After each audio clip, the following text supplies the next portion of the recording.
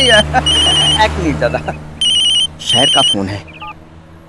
Hello sir. अबे ओ गुगलू, कहाँ मर गया तू? सर हम कहाँ मर गए, हम तो जिंदा हैं। हम यहीं पे गेट के सामने खड़ा है।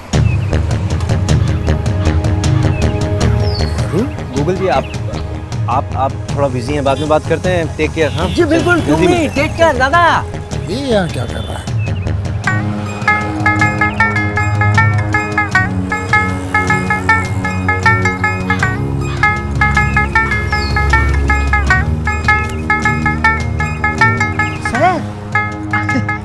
आप आ गए सर? नहीं, अब एक आध घंटे में आ जाऊंगा। दूधा पट्टा। मेरी सॉरी सर। सॉरी नु छट। ये बता कि ये वरुण यहाँ क्या कर रहा है? सर वरुण यहाँ क्या कर रहा था का क्या मतलब है? ये उसका बाड़ी है। बाड़ी? मतलब घर है सर, घर। ये वरुण का घर है? बिल्कुल सही है सर, रामनाथ मालहोत्रा का तो भतीजा है ये। अच्छा अच्छा अच्छा, श्रवण का कजन है? बिल्कुल सही है सर। ये बात तो मुझे अब बता रहा। तो दूधा पट्टा ना हुए थे? हम समझे नहीं सर। मगर मैं समझ गया कि मुझे क्या करना है। अब आएगा मजा।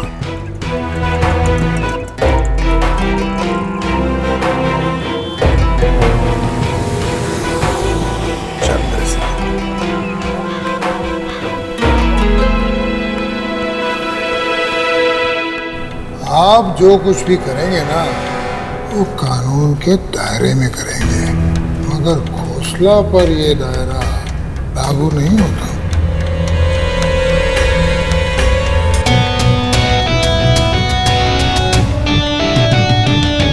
हेलो। सब घर पे? हाँ, क्यों? मैं आ रहा हूँ। हो ना हो, लेकिन खोसला के पास इस घर के ओरिजिनल पेपर्स हैं, वरना वो इतना कॉन्फिडेंट कभी नहीं होता।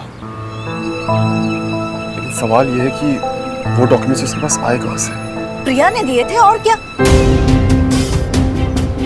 मंजू, ये लो बाबूजी, हम तो वही बोल रहे हैं ना जो उस दिन खोसला भाई साहब यहाँ बोल के गए थे। बकवास करता है वो।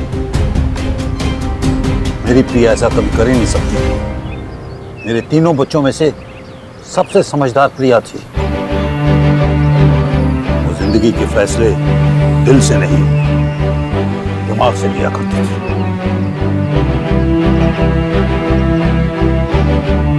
हर काम में मेरी मदद करती थी और मैंने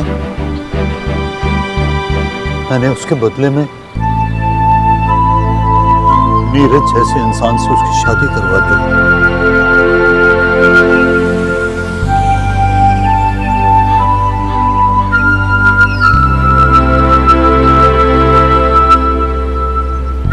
जिंदगी बर्बाद कर दी उसकी। वो जब तक जिंदा रही नीरज की नाकामियों का बोझ उठाती रही।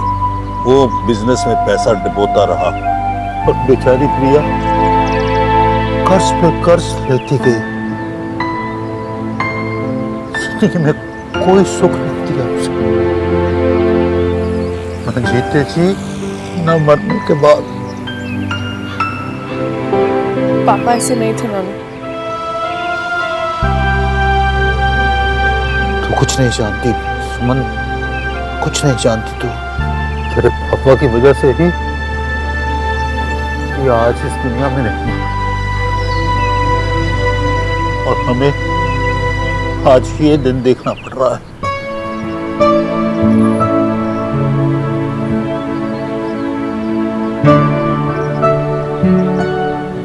नाना जी, आपने कहा कि प्रिया आंटी कर्ज पे कर्ज लेती रही। क्या ये पॉसिबल नहीं है कि उन्होंने खोसला से भी कर्ज लिया हो? हरगिज़ नहीं। उसने अपनी डायरी में लेनदारों के सारे नाम लिखे हुए हैं, उसमें खोसला का नाम है ही नहीं। चलो एक पल के लिए मैं मान भी लूं कि उसने कर्ज लिया होगा, लेकिन इस बात को मैं कभी नहीं मान सकता कि प्रिया ने उस कर्जे के बदले में घर के कागजात गिरवी रख दिए। नहीं, प्रिया ऐसा कभी नहीं कर सकती। बिल्कुल कर सकती है बाबूजी। प्रिया का खुद का घर गिरवी था तो ये घर क्यों नहीं? उसका इससे क्या ताल्लुक? ताल्लुक नहीं है बाबूजी, तो हमको एक बात बताइए कि इस घर के कागजात खोसला भाई साहब के पास पहुंचे कैसे?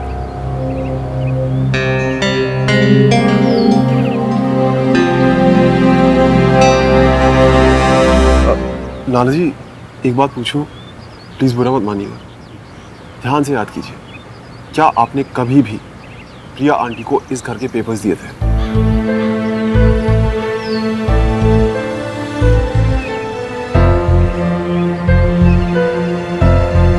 हाँ।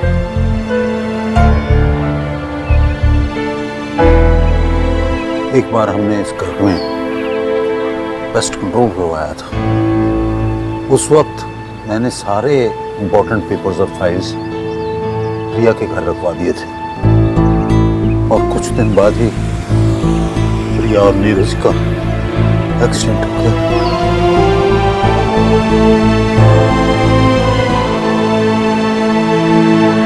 और वो फाइल्स और पेपर्स वो मैं वहां से ले आया था। आर यू श्योर कि उनमें इस घर के कागजात थे? हाँ। मतलब आपने चेक किया था? नहीं बेटा, क्या है, घर के कागजात की कभी जरूरत ही नहीं पड़ी, इसलिए मैंने चेक नहीं किया। चेक करते भी बाबूजी तो नहीं मिलते, क्योंकि प्रिया जो है ना वो कागजात खोसला भाई साहब के यहाँ रखाई थी। और हम सब बेकार में पेपर्स यहाँ वहाँ ढूंढ रहे थे। ये भी हो सकता है कि गलती से वो कागज प्रिया आंटी के घर में ही रह गए।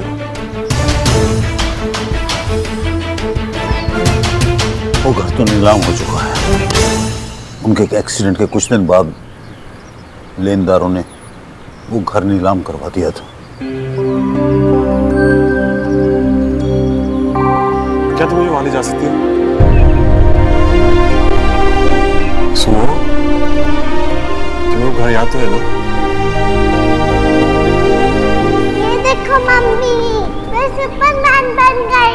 ये मैं सुपरमैन बन गई। मैं सुपरमैन बन गई। पापा गए, पापा गए, पापा गए, पापा गए, पापा गए, पापा। बोलो सुमो, तुम्हें याद है ना वो घर? वो घर में कैसे बोल सकती हूँ?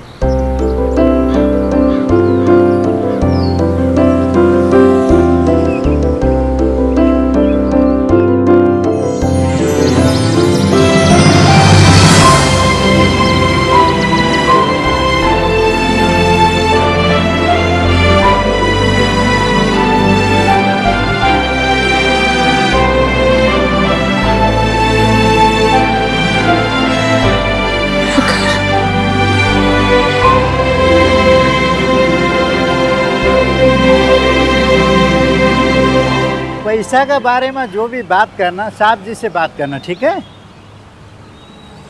और बात क्या करनी है? काम कराया है, पैसे दो। अरे हम कहाँ से दे भाई पैसा? तो बुलाओ ना अपने साहब को, 1 घंटा हो गया यहीं पे खड़े खड़े।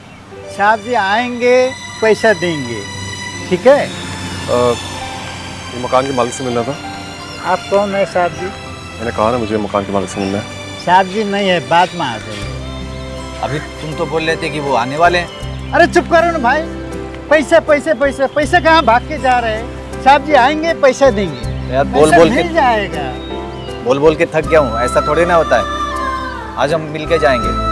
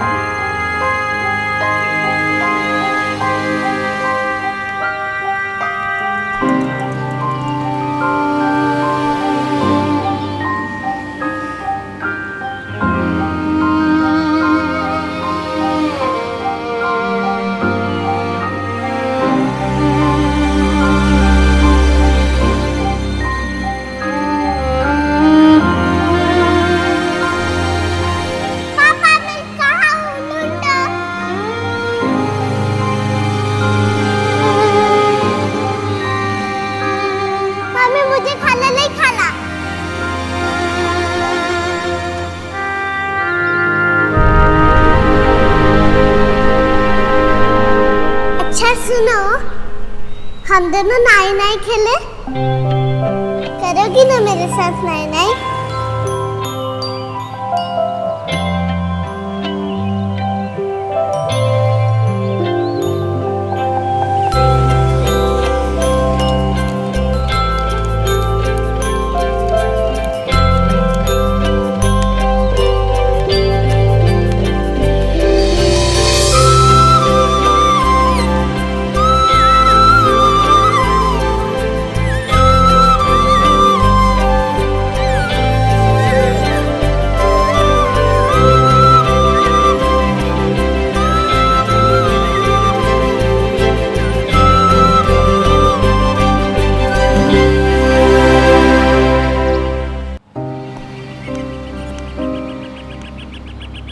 पता है बहुत शौक था मुझे झूला झूलने का।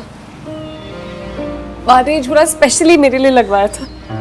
बट अक्सर जो एक अकेले बच्चे के साथ होता है कि झूला तो होता है लेकिन झूला झुलाने वाला कोई नहीं होता। उनकी भी गलती नहीं थी। माँ किचन में काम कर रही होती थी और पापा रोज ऑफिस जाते थे। बच्चे ये बात नहीं समझते ना। बहुत लड़ाई करती थी मैं उनसे। झूला झुलाओ ना। माँ, माँ।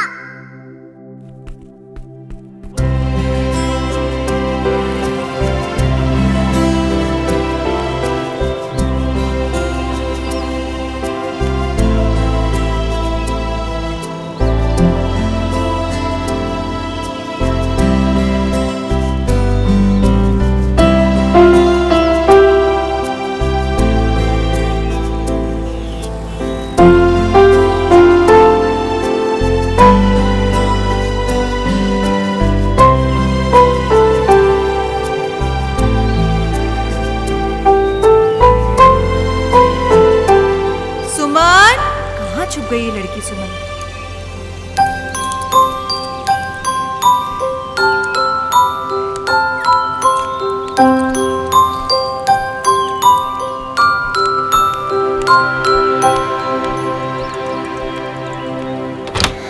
क्यों तंग कर रही है बेटा? सुमन कहाँ पे है ये बदमाश? ढूंढो ढूंढो ढूंढो।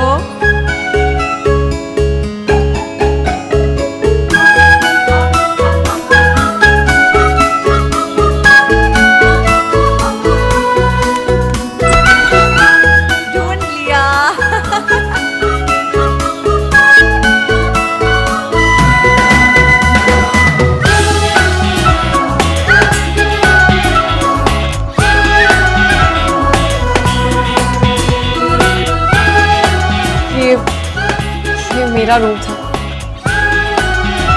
पता है जब भी शरारत करने का मन होता था ना तो मैं वहां आकर छुप जाती थी और माँ मुझे ढूंढती रहती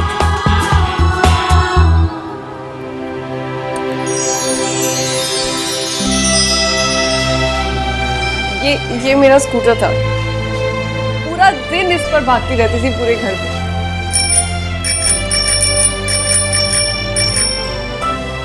अभी भी घंटी बज रही है।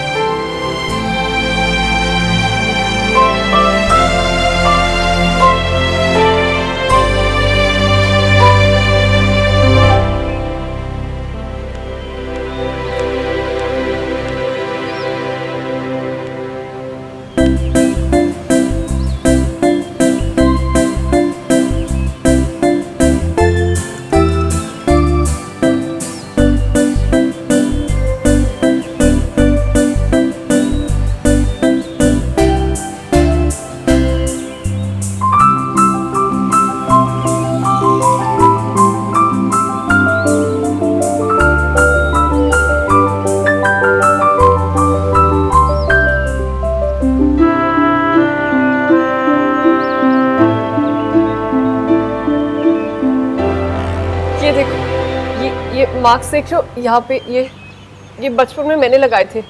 हर रोज अपनी हाइट नापा करती थी। ये देखो ये 2.5 फीट, फिर यहाँ पर ये 2.7, फिर ये 3 फीट।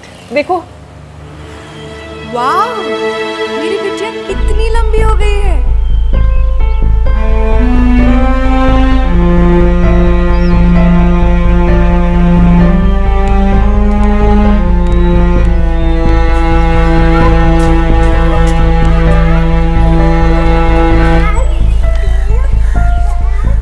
पता है श्रवण, मैं ना स्कूल से आने के बाद रोज यहाँ स्टेपो खेलती थी, हर रोज, और खेलती रहती थी जब तक पापा ऑफिस से नहीं वापस आ जाते। कहाँ हो बेटा, जल्दी आओ। पापा टॉफीज लाए। ओहो, आपकी टॉफीज तो मैं भूल गया। कट्टी, मैं आपसे बात नहीं करूंगी। अब भी नहीं करोगी?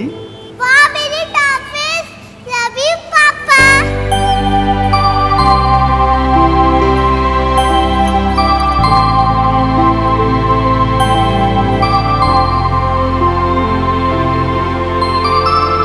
पता है पापा मेरे लिए रोज टॉफीज लेकर आती है। पापा का रूम देखोगे?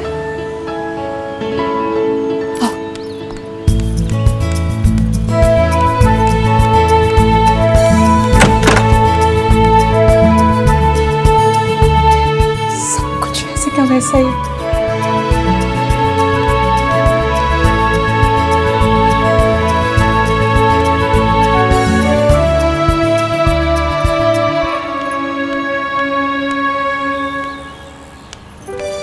ये तो तुम्हें पता है पापा वहां से आते थे और मैं ऐसे पीछे पर्दे के छुपती थी, पापा वहां और मैं यहाँ, रोज खेलते थे हम लोग।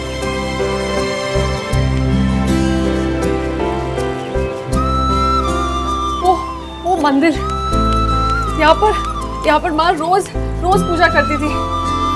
अच्छे से सजाते थे हम लोग इसे, कुछ भी हो, दिवाली के दिन, हर दिन।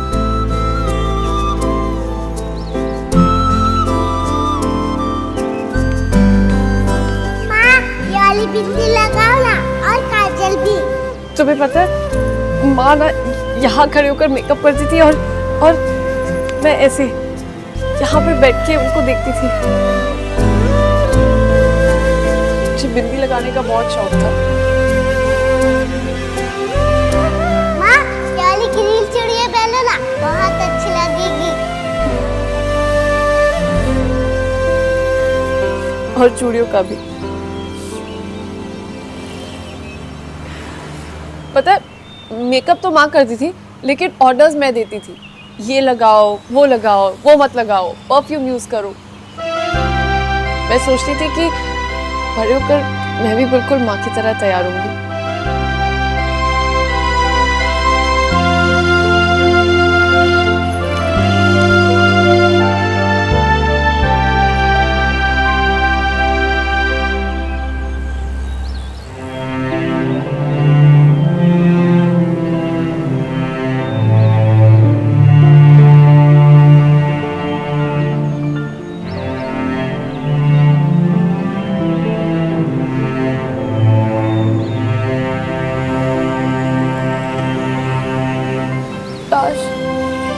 काश वो बचपन कभी खत्म नहीं हुआ होता। काश और पापा आज भी होते। काश मैं एक बार उन्हें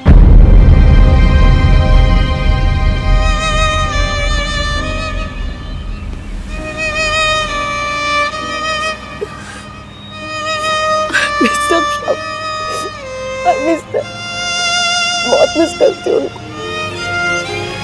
पापा कभी नहीं गए होते।